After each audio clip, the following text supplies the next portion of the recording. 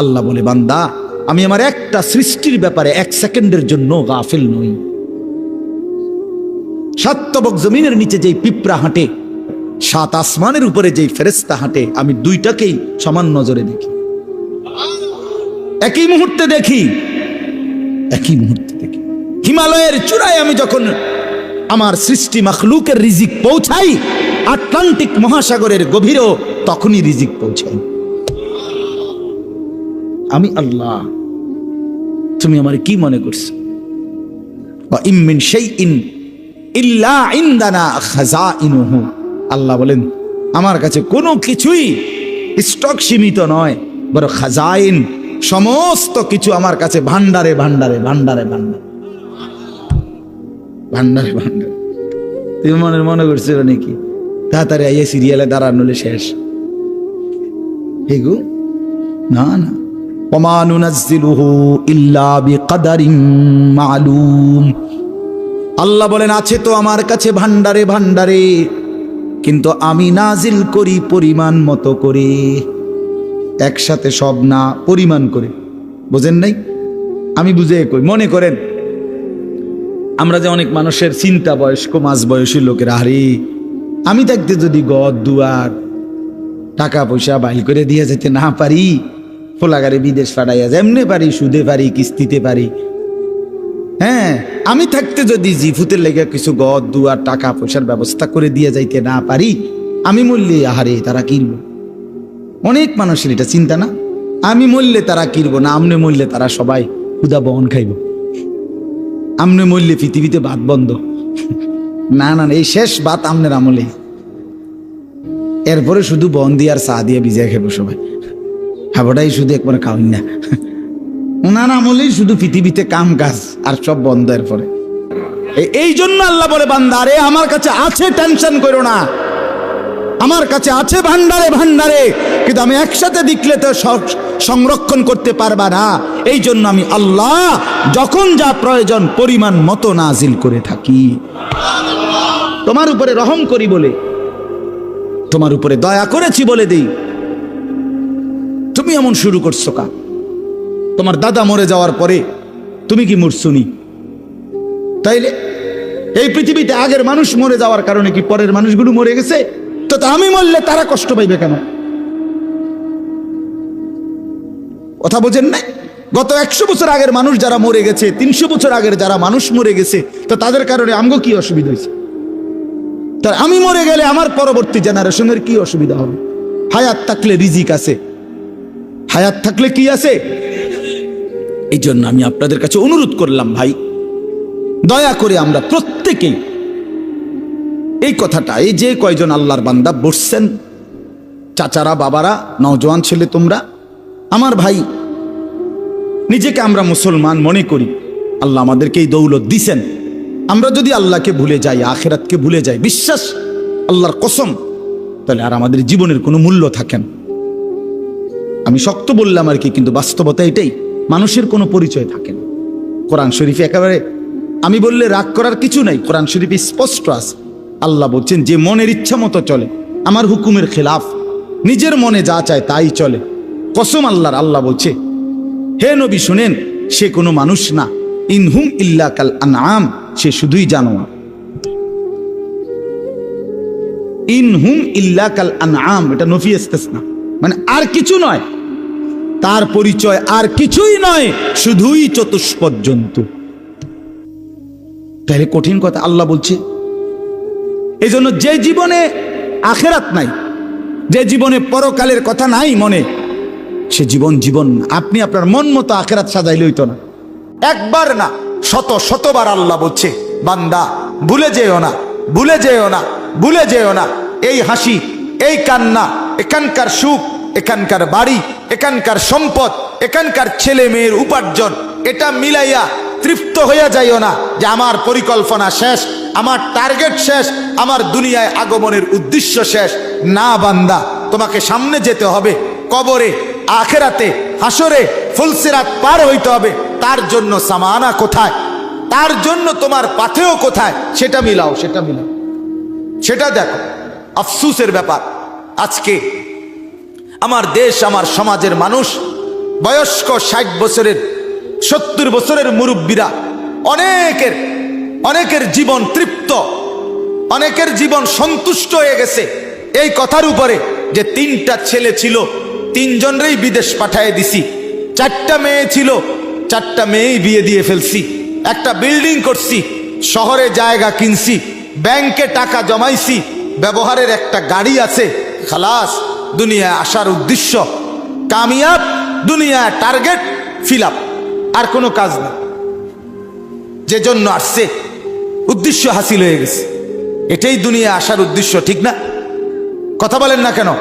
3 ছেলে বিদেশ পাঠানো, 4 মেয়ে বিয়ে দেওয়া, একটা বাড়িতে বিল্ডিং করা, অত্যাধুনিক টাইলস ব্যবহার করা, এখন আপনি সুখে খান, এখন ফ্যান চলে, এখন এসি চলে, এখন আপনার ছেলে মেয়ে টাকা পাঠায়, আর আপনি আরামসে ভাত মাছ চাল ডাল খাইতেছেন, আর গপসপ গল্প গুজব করতেছেন, টেলিভিশনে নাচ গান দেখতেছেন, খালাস জিন্দিগি না? হায় মুসলমান, এই তো তৃপ্তি। বুড়ো মানুষের চা দোকানের আড্ডা দেখলে, বয়স্ক মানুষের চা দোকানের আড্ডা দেখলে বুঝাই যায় উনি তৃপ্ত, ওনার মূলত কোনো টেনশন নেই, কোনো টেনশন নেই। চা দোকানে বসে বসে গপ মারে, সিগারেটের পর বিড়ি খায়, টেলিভিশনের নাচ গান দেখে, আরামসে বসে আছে। তার মানে মরবে, পরকাল আছে, এই ভাবনাই নাই, এই ভাবনাই। আল্লাহ আমাদেরকে বুঝ দান করেন, আল্লাহ আমাদের কলিজার মধ্যে ফিকির দান করেন। আখিরাতের ফিকির ছাড়া জিন্দেগির কোনো মূল্য নাই, আল্লাহ এটাই বলছেন।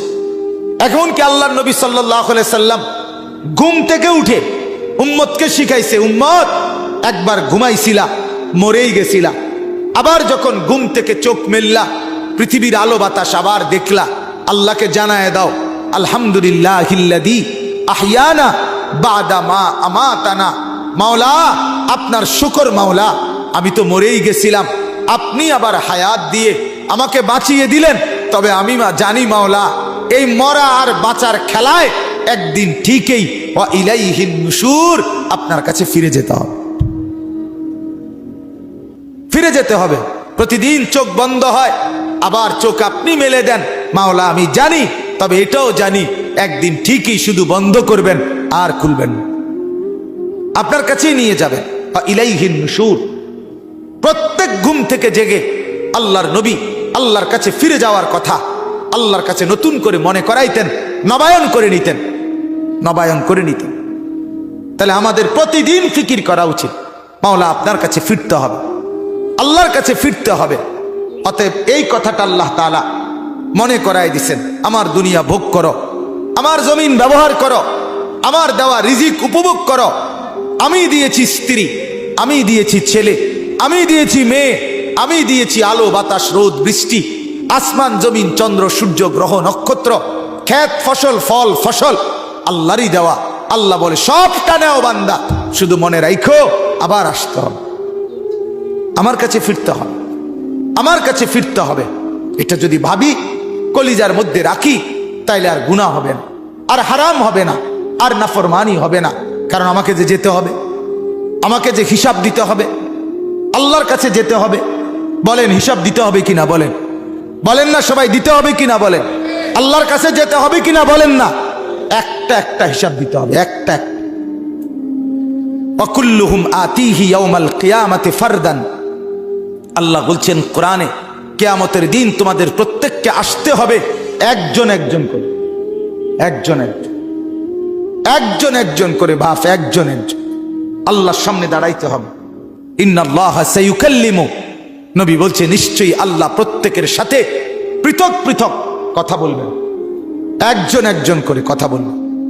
আল্লাহ তাআলা কথা বলবেন, আল্লাহর কাছে দাঁড়াইতে হবে, আল্লাহ তাআলার মুখোমুখি হইতে হবে।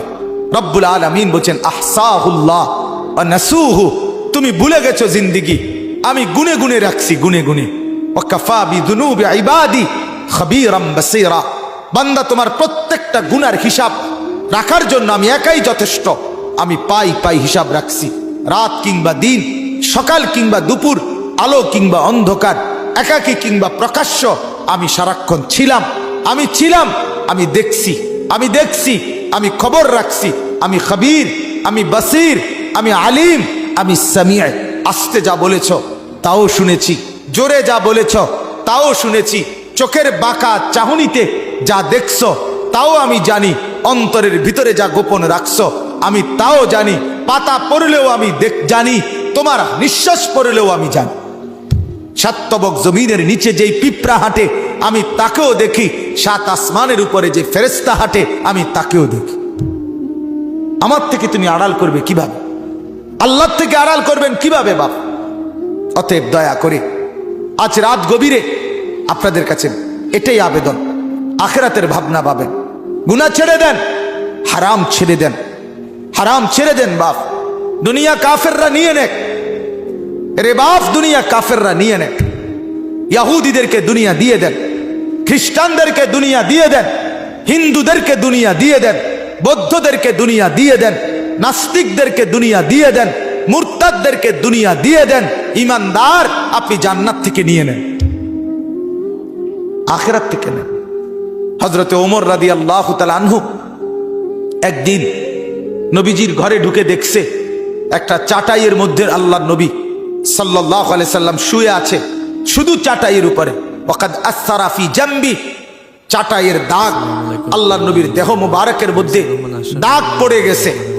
মাথার নিচে একটা খেজুরের ছাল দিয়ে বানানো বালিশ, আর একটা চামড়া ঝুলানো, আর কিছু ছাতু পাউডারের মতো পায়ের কাছে রাখা, যেগুলো পানি দিয়া গুইলা খাবে। হযরত ওমর ঘরের মধ্যে চারটা জিনিস দেখছে, একটা চাটাই, একটা খেজুরের ছালের বালিশ, একটা চামড়া, আরেকটা ছাতু অল্প কিছু খাবারের জন্য। হযরত ওমর অজরে চোখের পানি ফেলে কাঁদতে শুরু করছে। আল্লাহর নবী বললেন, মা ইয়াবকিকা ইয়া ওমর, ওমর কে তোমারে কাঁদালো, কাঁদতেছো কেন? হযরত ওমর বললেন, ইয়া রাসূলুল্লাহ লিমা লা আবকি, আমি কাঁদবো না কেন? আপনার এই দৃশ্য দেখে না কেঁদে থাকি কেমনে, না কেঁদে থাকবো কেমনে? রোমের বাদশাহ, পারস্যের বাদশারা রেশমের কাপড় পরে, স্বর্ণ রৌপ্যের গালিচার মধ্যে বিছানায় শোয়, আর আপনি শ্রেষ্ঠ রাসূল, সাইয়্যিদুর রাসূল, মুসাদ্দিকুর রাসূল, নবিয়ুল আম্বিয়া